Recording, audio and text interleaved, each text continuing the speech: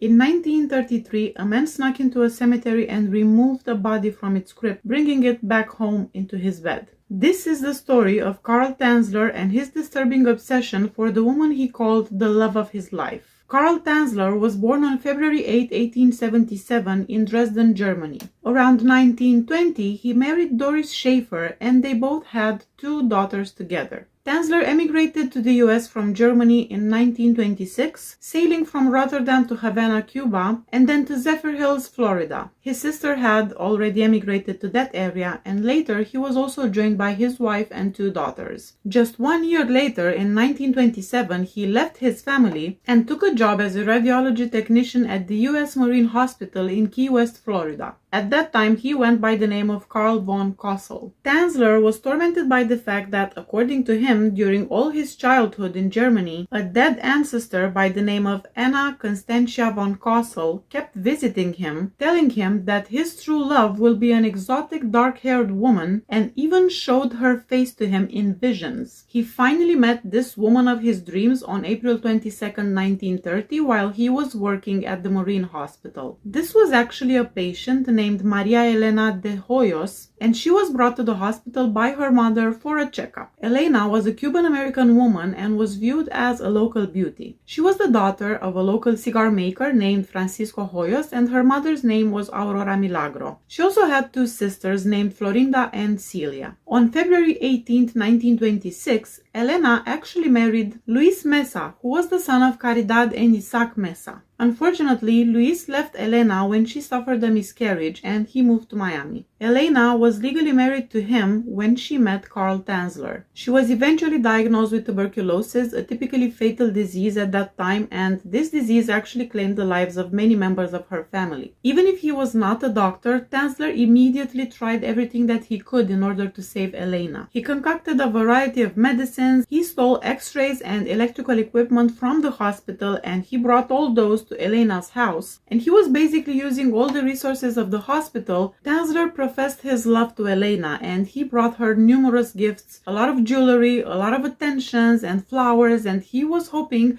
that he would at one point reciprocate. But this never happened. She was just not interested. Elena did saw that Tanzler was doing his best in order to find some sort of a cure for her, and this is why probably she did not reject him completely, but she just did not engage in all of his love proposals. Also, let's keep in mind that when they met, he was a 53-year-old man and she was a 21-year-old young woman. On October 25, 1931, unfortunately, Elena succumbed to tuberculosis. She died at her parents' house in Key West in spite of all the efforts that Tanzler put into finding something to prolong her life at least. Because he felt very guilty that he couldn't do anything to save her, he insisted in paying for her funeral, and he also got the permission of the family in order to commission the construction of an above-ground mausoleum at Key West Cemetery. The family agreed to this, but little did they know that he would be the only one to have a key to that mausoleum. Guess what Karl Tanzler was doing every single night after the burial? If you thought that he was spending time in his home trying to grieve and to get over the loss of what he thought was the love of his life, you were wrong. Karl Tanzler was spending every single night with Elena's corpse in the mausoleum. Almost 2 years later, sometime in April 1933, Tanzler went to the cemetery, removed Elena's body from the crypt, and transported her to his home after dark in a toy wagon. He said that Elena's spirit visited him and talked to him when he was spending time with her and singing her songs, and asked him to get her out from the grave. The details that come next are very disturbing, to say the least. Due to the fact that Elena was dead for 2 years now, her body was starting to decompose. During those 2 years that she spent in the mausoleum, Tanzler actually embalmed her body over and over again with formaldehyde, trying to stop the decomposition process. After bringing her home, Tanzler attached the corpse's bones together with piano wire. He also replaced her real eyes with glass eyes. Tanzler replaced the skin that was pretty much gone with silk cloth soaked in wax and plaster. If you didn't know, plaster of Paris is a construction material. The hair on Elena's scalp also fell out, so he replaced it with a wig that he created from her real hair that he got sometime in the past from her mother. He also filled the corpse's abdominal and chest cavity with rags to keep the original form for as long as possible. Tanzler dressed the remains in stockings, he put jewelry on it, he put gloves on it, and of course he kept the body in his bed. He used huge amounts of perfume, disinfectants, and preserving agents in order to mask the smell and stall the effects of natural decomposition.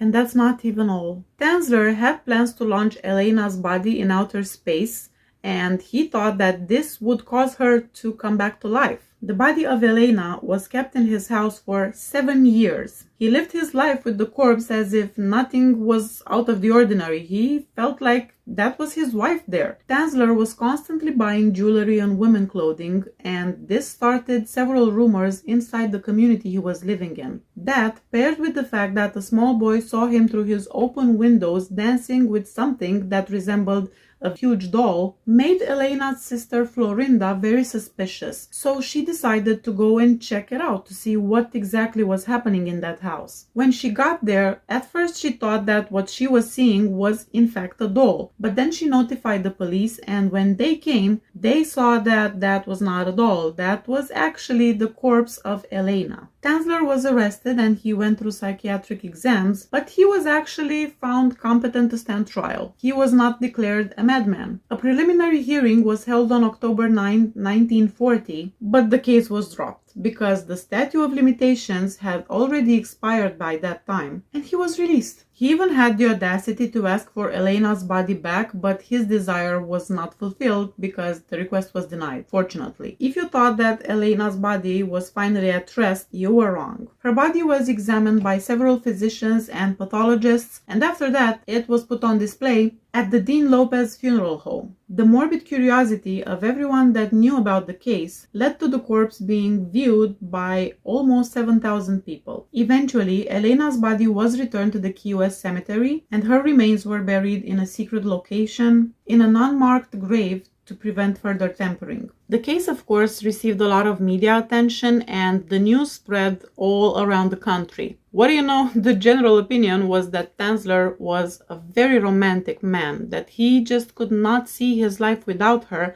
He was a bit eccentric, but what he did was out of love and romance. The public simply felt sorry for his pain, and they kind of sympathized with him. Over 30 years later, in 1972, two physicians that attended in 1940 the autopsy of Elena said that they also found evidence that Carl Tanzler had intercourse with the remains. Now, this is not necessarily a verified information because there were no pictures of the tube that these two physicians saw. And also, it was questionable because they did not come forward to the 1940 hearing in which they could have said anything about that. They could have said that this is what they think happened, and maybe then Carl Tanzler would have been convicted of something. In 1944, Tanzler moved in Pasco County, Florida. He lived close to his estranged wife Doris, and it is said that she supported him in the last years of his life. Tanzler had a death mask of Elena, which he used to create a life-sized effigy of her, and it is reported that when he died at the age of 75, he was found in the arms of said effigy. Let's also note that he was found 3 weeks after he died. There were a series of rumors that he eventually managed to somehow get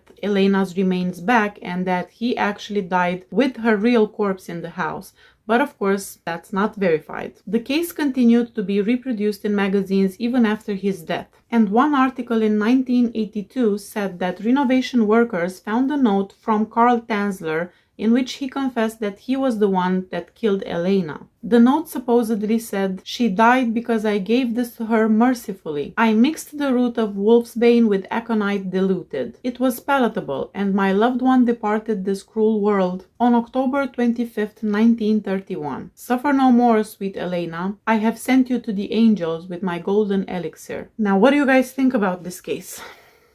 I think it's very disturbing, and I feel like this was absolute batshit crazy, and I cannot believe that people at that time really felt sorry for him. He was basically a creepy ass old man that was trying to have some sort of a relationship with a 21-year-old girl, a girl that did not reciprocate his feelings, and after that he continued to disrespect her by forcing her in death to be his partner. This is absolutely crazy and absolutely disturbing, but yeah, let me know what you guys think in the comments. Please like, comment, and subscribe. See you next time. Bye bye.